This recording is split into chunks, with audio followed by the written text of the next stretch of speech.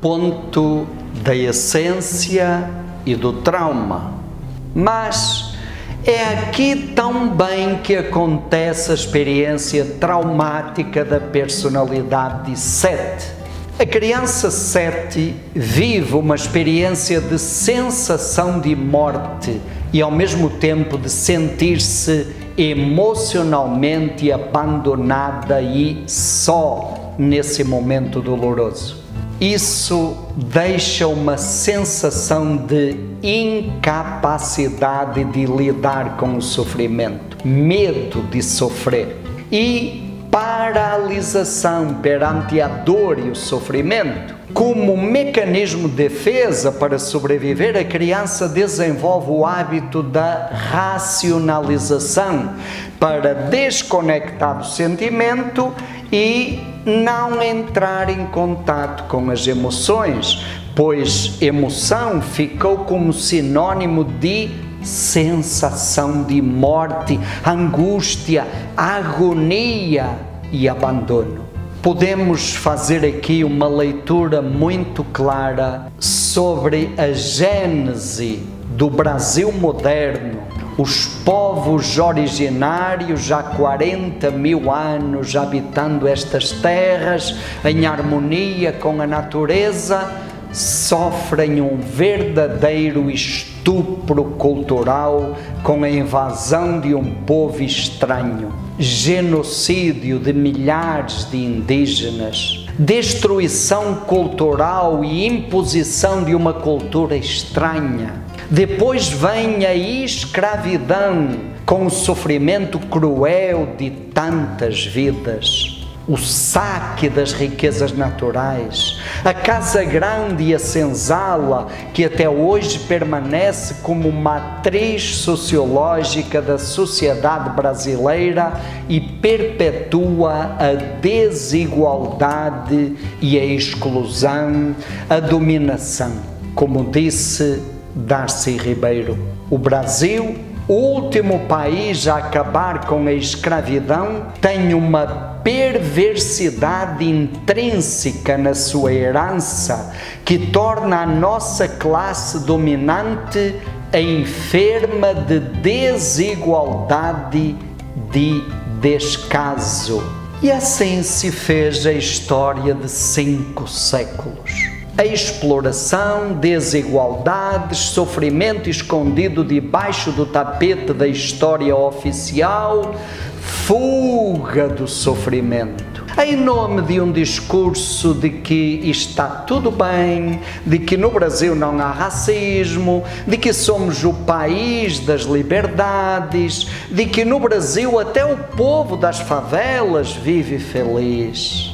Esquecemos tudo o que possa cheirar a sofrimento. E chegamos até ao ponto de negar que houve escravidão, ou que houve ditadura, ou que houve tortura, num discurso de faz de conta, onde tentamos acreditar nas próprias mentiras. Tudo para esconder o sofrimento atrás da fachada de carnaval e futebol.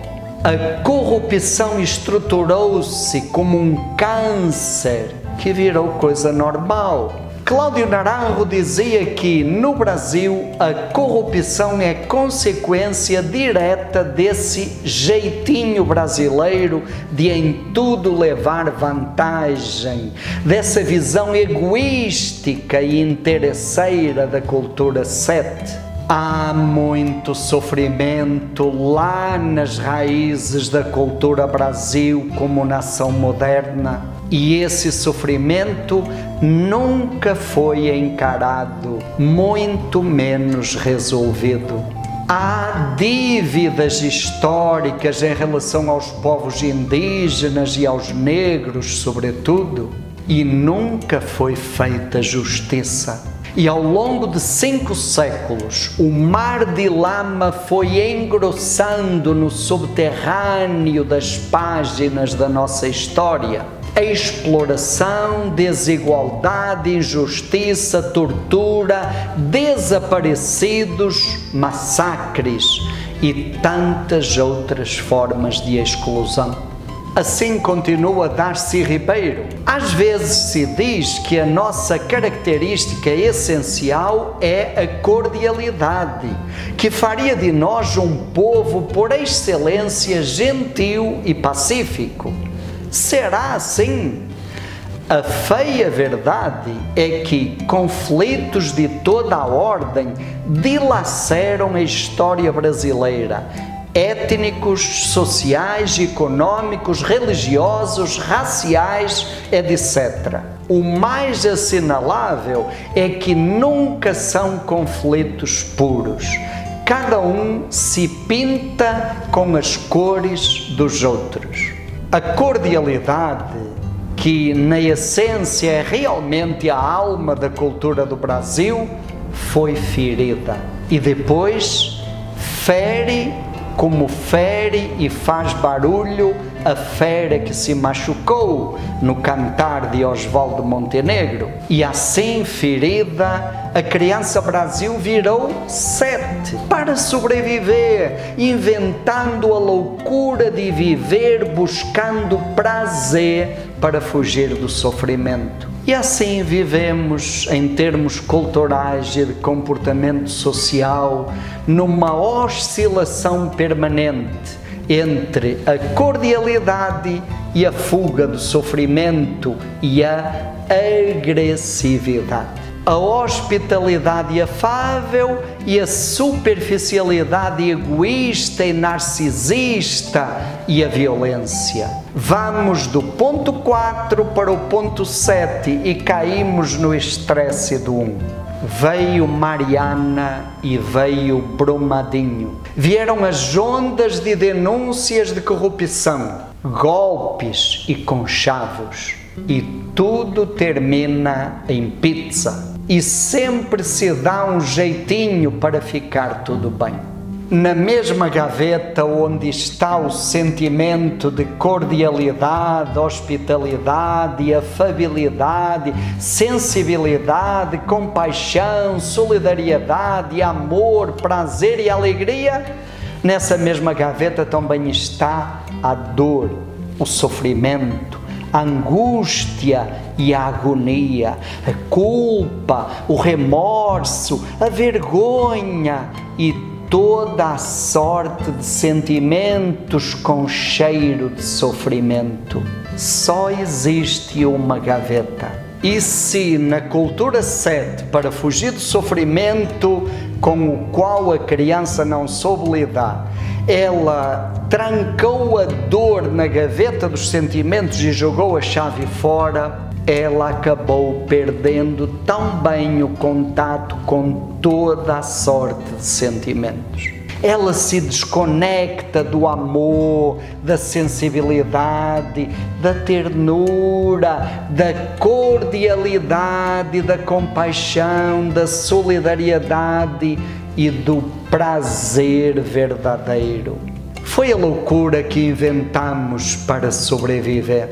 Precisamos inventar essa estratégia para sobreviver? Com certeza! Não teríamos, como povo, conseguido sobreviver a tanta dor não resolvida, a tanto mau amor.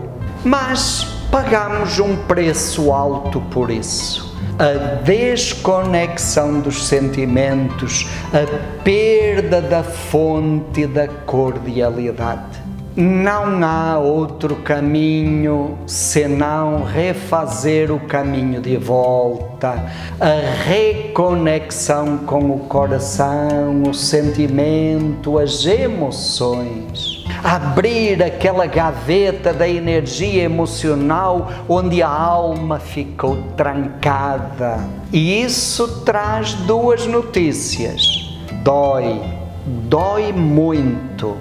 E é preciso deixar a dor doer para reaprender a sentir. E depois da dor vem a sensação de alívio, a surpresa de que o sofrimento não é o fim, de que somos capazes de enfrentar e resolver os sofrimentos. E depois vem o alívio, aquela estranha sensação de alívio, de prazer até, de dever cumprido, de termos resolvido o que já poderíamos ter resolvido há tanto tempo. Não precisávamos ter fugido tanto, adiado tanto. Já poderíamos ter resolvido há mais tempo. E aí então recomeçamos a sentir o coração batendo, a alma pulsando, o sentimento, o amor, a sensibilidade, a ternura e o encantamento, a beleza e a leveza, a arte e a liberdade de saborear o aqui e agora, a cordialidade, a afabilidade, a hospitalidade. Voltamos a saborear a essência. Não existe outro caminho. Quer dizer que precisa sofrer? Não, não é que precisa sofrer. O que não precisa é viver fugindo do sofrimento. Precisa sim sentir. Podemos encarar e resolver os sofrimentos que a vida traz ou que a história deixou debaixo do tapete. Enterrar os cadáveres que ficaram apodrecendo no armário da história. E aí a crença muda. O não somos capazes de enfrentar sofrimento porque ele é maior do que nós e nós estamos sozinhos. Esse fantasma cerebral vai caindo por terra e nasce aquela bela sensação de alívio, de dever cumprido, de que somos capazes e damos conta de que não estamos sozinhos. É o reencontro da espiritualidade, aquela que vem de dentro, a partir da experiência pessoal profunda, como o saborear da essência, do divino que nos habita. Não aquela religiosidade milagreira, mágica, de fachada e de jogo de interesses, de curas mirabolantes e de louvores alienados e alienantes da realidade. Mas uma espiritualidade a partir do encontro pessoal com Deus que nos habita lá, na mesma gaveta do coração, tanto tempo trancada por medo do sofrimento. Aqui se entra em contato com a sombra da sombra, com a dor mais profunda do nosso inconsciente coletivo como povo. Aqui se curam as feridas. E aqui se resgata o contato com a essência. Dizia um grande amigo meu que o tipo 7 não amadurece nem no carbureto, mas amadurece quando entra em contato com a dor e reaprende a sentir, com certeza. E todos nós sabemos que isso existe, que é verdade, que é possível e está ao nosso alcance. Porque nós experimentamos isso muitas vezes como povo, ou em experiências de alguns grupos, aqui e ali, tantas vezes. Se é verdade que tantas vezes fugimos do sofrimento buscando prazer, também é verdade que já enfrentamos sofrimentos grandes e fomos capazes de superar e saímos deles aliviados e com a sensação maior de capacidade e autoestima. O momento que estamos vivendo é uma oportunidade de ouro para isso. a enfrentar, a entrar em contato com a dor e o sofrimento. Solidariedade na angústia coletiva, a empatia com a dor de tantos. Ou então, mais uma vez, continuar fugindo. De novo, só a consciência poderá fazer a diferença. E isso depende de cada um. E o despertar de cada um pode gerar um mutirão de despertos maior que a multidão dos espertos.